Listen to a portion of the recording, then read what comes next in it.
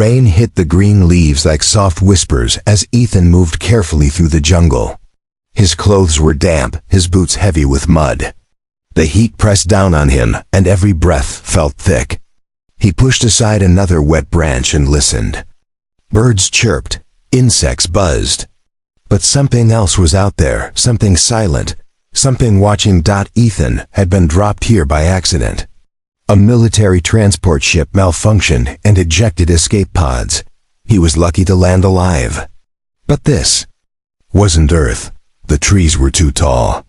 The air smelled strange. The colors felt too bright. The planet was alive in a way that made his skin crawl. He checked his scanner again, still broken. He was alone, maybe. A strange mark appeared on a nearby tree. It hadn't been there an hour ago.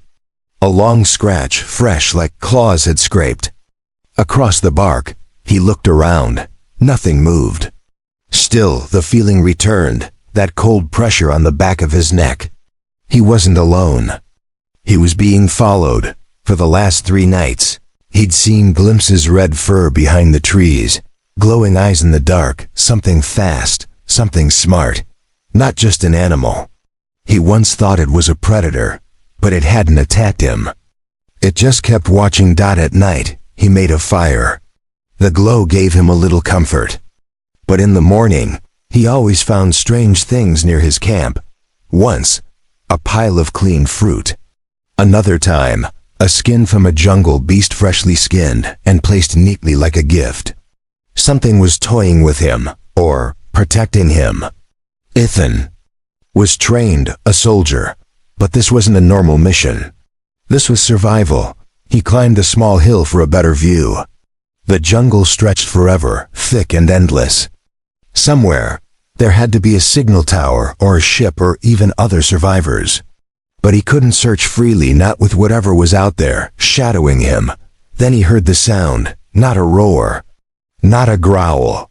It was a soft purring growl, like a whisper in the trees. He spun, flashlight up. For a split second, he saw her, red fur, tall, eyes like fire. She vanished behind the tree before he could blink. Not human, but not beast either. Her shape, her face. She was beautiful, wild, and strong. Her body looked like it was wrapped in red and white fur, shaped perfectly like armor, but soft and natural. Her ears were sharp like a wolf's. Her long hair flowed like part of the forest. Ethan's heart beat faster. Was she the one leaving the gifts? Was she the one who had been hunting him? He moved slowly, carefully stepping closer to where she had stood. The air smelled different here, warm, sweet, like forest smoke. He crouched down. Footprints. Not beast-like, not clawed, but soft, padded feet, shaped like hers. Intelligent. He waited. Minutes passed. Nothing. He went back to camp as night fell. He lit a torch and sat beside it. His back was against a rock wall, his knife ready in hand. He didn't sleep the first 2 hours. But slowly, his eyes grew heavy.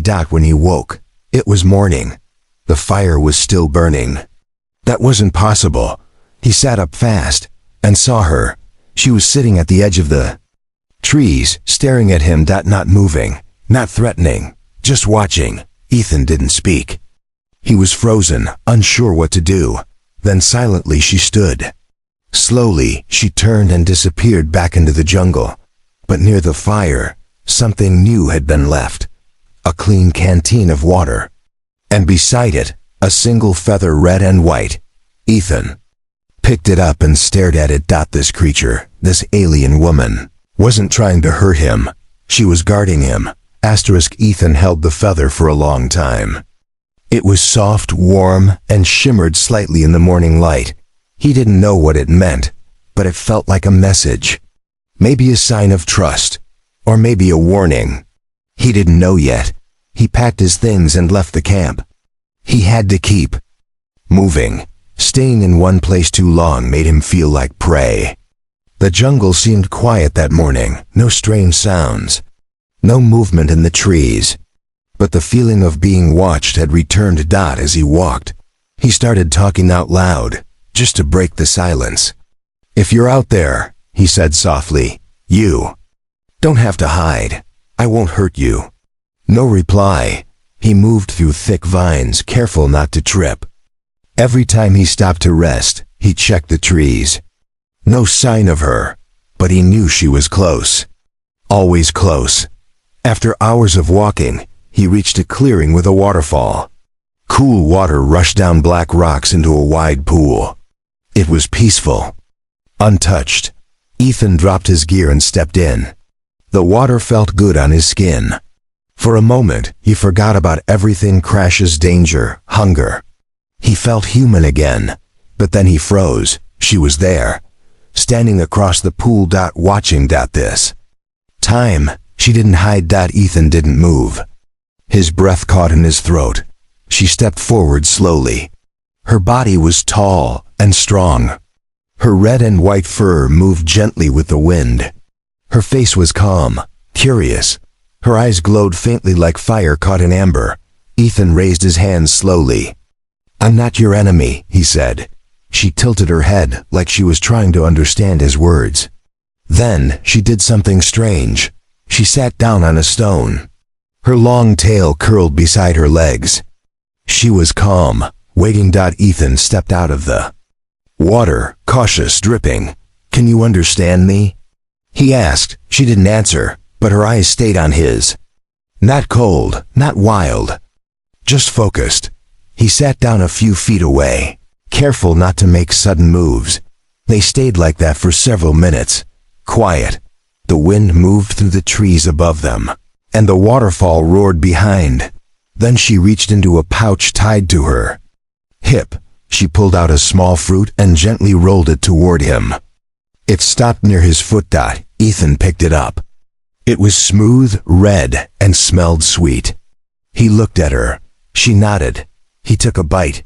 Juice ran down his chin. It was soft and fresh. "Thanks," he said. She watched him eat. Then she stood and turned. Walking back into the jungle, Ethan didn't stop her this time. He didn't want to. He now understood something important. She wasn't hunting him anymore. She was testing him. That night, he built another fire. The jungle was darker than before. Clouds covered the moons.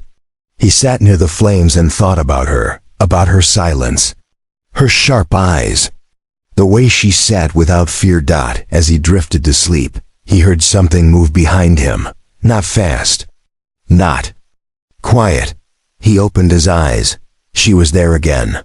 Closer. This time, not hiding, not watching from far. She walked past the fire and sat on the other side of it. Ethan didn't speak. He just watched her. She looked into the flames, her ears twitching slightly with every crackle.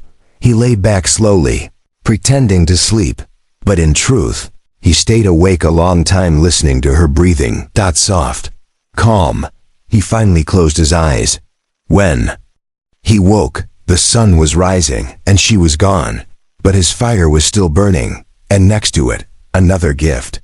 This time, a sharp blade made from black stone wrapped in soft fur. Ethan turned the black stone blade in his hands. It was light, sharp, and perfectly shaped. The handle was wrapped in soft white fur, just like hers. She had made this for him. It wasn't just a gift, it was a weapon, a tool for survival. Or maybe a sign. He didn't know what it meant fully, but one thing was clear. She didn't see him as prey anymore. He packed it carefully in his bag. Something had changed. She was no longer a shadow in the trees. She was real now. Close, watching, helping, protecting. He kept moving through the jungle. He had no map, no scanner, but he trusted the direction of the sun and the slope of the land. He hoped to find high ground, maybe spot a wrecked ship or signal tower. As he walked, he found more signs, carved marks on tree bark, soft footprints in the soil, feathers left hanging from branches. She was guiding him, leaving a path. The jungle began to change. The trees grew taller, but the ground was drier, more rocky. He passed a strange statue made of stone. It looked like a creature with fur and claws just like her. It was old, covered in moss, but still standing proud. He stopped and stared. Were there more of her kind? Suddenly, a sound. A low growl. Not hers. Ethan dropped behind a rock and peeked. Out. 3 creatures moved through the brush. They were tall, dark, and covered in armor made from bone and metal. Their faces were hidden by masks. And they were armed. They weren't part of her tribe. That much was clear. He stayed low, holding his breath. The creatures spoke in short growls and clicks, moving with purpose. Hunters. One of them sniffed the air. Then it turned. Ethan didn't wait. He bolted through the jungle, his boots pounding the ground. Branches whipped against his face. He heard them behind him, fast, angry, closing in. He ran toward the sound of water, hoping to lose them near the stream, but one of them caught up. Ethan turned, pulled out the stone blade, and slashed. The creature roared as the blade cut across its arm. But it was strong. It swung a heavy stick and knocked Ethan down. His breath left his lungs as he hit the ground hard.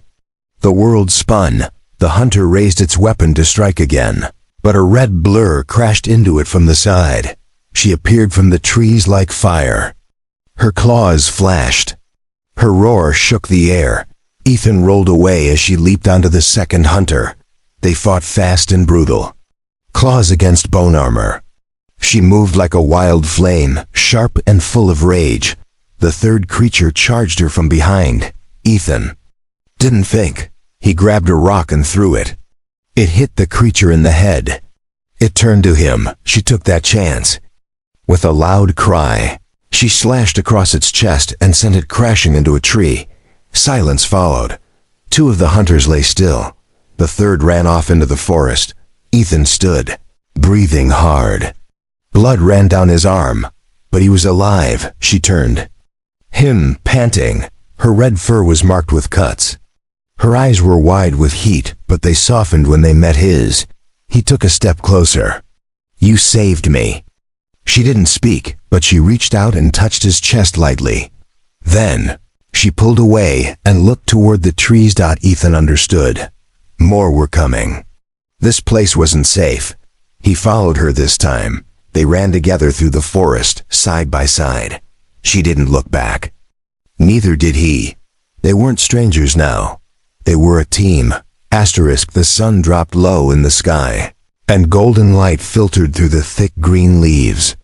Ethan followed close behind her as they moved deeper into the jungle. She was fast, but she slowed just enough for him to keep up.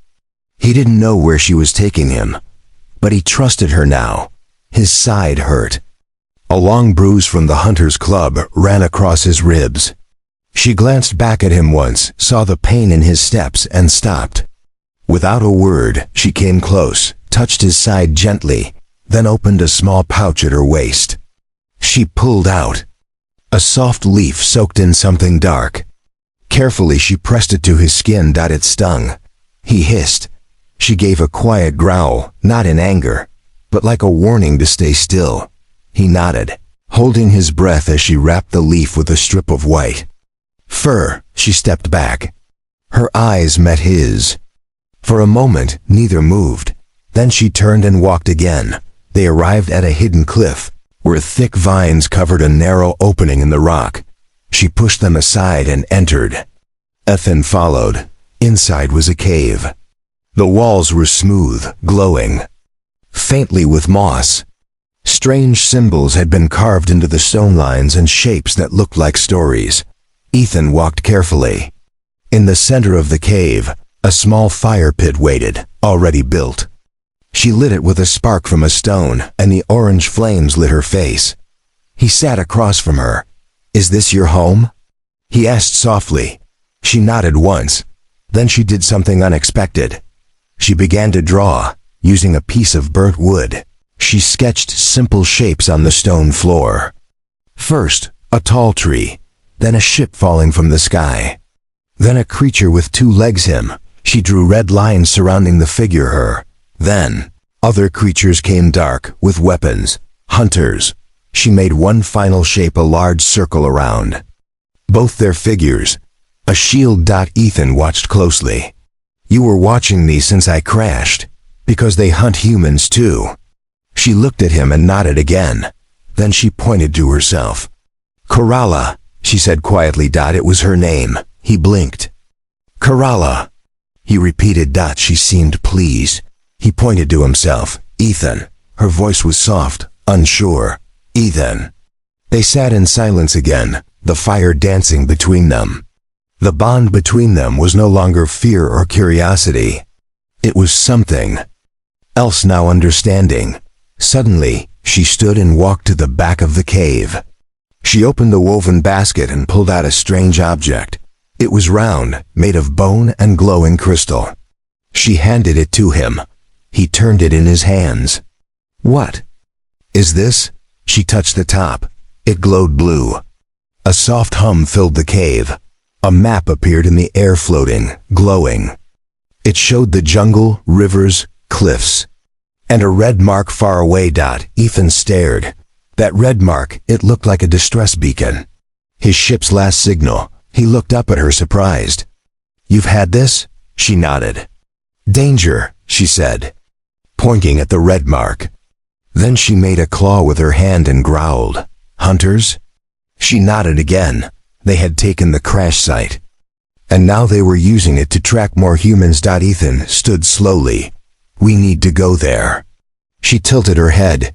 He pointed to the map, then at himself, then at her. Together. Kerala stepped forward, placed one hand on his chest again, then nodded. That night, they sat side by side, not speaking much, just staring at the fire. The jungle outside was alive with sounds, but inside the cave, there was calm. When Ethan finally laid down on a bed of soft moss, Kerala didn't leave like before. She sat near the entrance, her eyes never closed. She was still guarding him, but now he understood why. And tomorrow, they would fight together. The jungle was quiet in the morning. Too quiet. Ethan tightened the straps on his backpack and checked the stone blade one more time. Kerala stood beside him, silent as always, her red and white fur catching the golden light. Her eyes were locked on the glowing map she carried in her hand. The red mark, his ship's last signal, was getting closer. They moved fast, no talking, no resting, just watching, listening, walking. After hours, the jungle began to thin. Trees turned to sharp rocks and black soil. The air smelled burned. Something had happened here. Kerala slowed and raised a hand. Ethan froze. She sniffed the air and crouched low, pointing to a ridge up ahead. Together, they crawled through the brush until they reached the top. What they saw made Ethan's blood run cold. His escape pod, it was still there, crushed, twisted, and half buried in the dirt. But around it were bones, cages, traps. The hunters had built a camp. 3 of them stood guard, wearing sharp armor made of bones and dark metal. In the center of the camp was a tall pole, glowing red at the top, the distress beacon. They used my signal to lure more, Ethan whispered. Kerala nodded. She touched her chest, then his shoulder. Her meaning was clear. We go down, together. He tightened his grip on the blade. How? She didn't answer with words. She moved fast, low, like a shadow. Ethan followed. They snuck along the rocks, careful not to step on dry branches. Every heartbeat felt loud. Every breath too hot. Suddenly, a loud crack. A trap snapped behind Ethan. A string pulled loose. One of the hunters turned. Kerala didn't wait. She leaped from the shadows, tackling the first hunter to the ground. Her claws slashed across its mask. It roared, grabbing her arm. Ethan charged the second one. The black stone blade cut into its side, but not deep enough.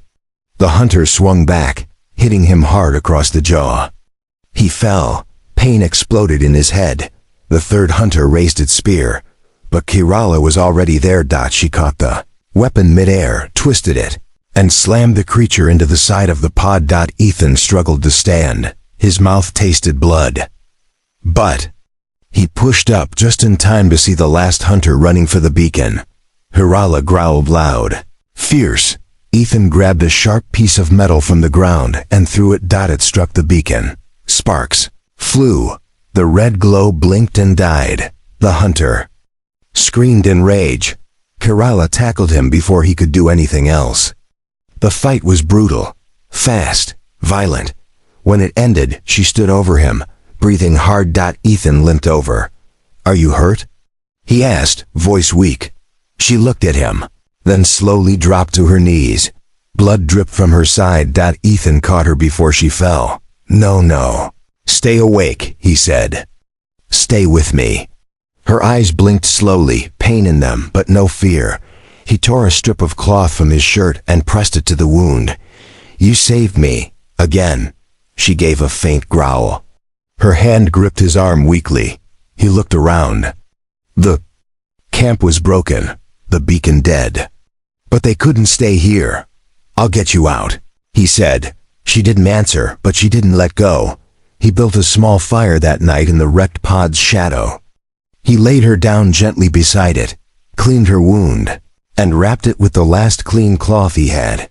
She slept, and this time he kept watch. All night. Because now, it was his turn to guard her. Kirala didn't wake until sunrise. Her breath was soft, slow, but steady. Ethan sat beside her, watching the forest glow gold around them. The danger was gone for now. The beacon was destroyed, and the hunters had been defeated. But something deep inside him said it wasn't over. When she finally opened her eyes, Ethan smiled. Still here, he whispered. Kirala blinked, then slowly sat up. She winced in pain but nodded. Her hand rested lightly on his. For a while, they said nothing. Then she stood, looking around at the burned camp. She walked to a rock and placed her palm on it. The stone glowed faintly, and a pattern lit up beneath her hand. A hidden panel opened. Inside was a small sphere. Ethan stepped closer. What's that? She turned and held it out to him. A soft light blinked inside it. A signal. It was a communicator. Not just for her people, but for his. You had this all along? Ethan asked. She nodded slowly. Her voice was low, almost a whisper. Danger. If they come again. War. He understood. If the humans found this planet, more ships would come. More soldiers. More conflict. The jungle would burn. Her tribe would vanish. Kirala stepped closer and touched his chest. You, peace! Ethan looked down at the sphere. With one push, he could send a rescue call. But at what cost? He looked at her wounded, proud and fierce. The one who had hunted him, tested him, saved him. The one who now trusted him. He closed his fingers around the sphere and turned it off. Kirala's eyes widened.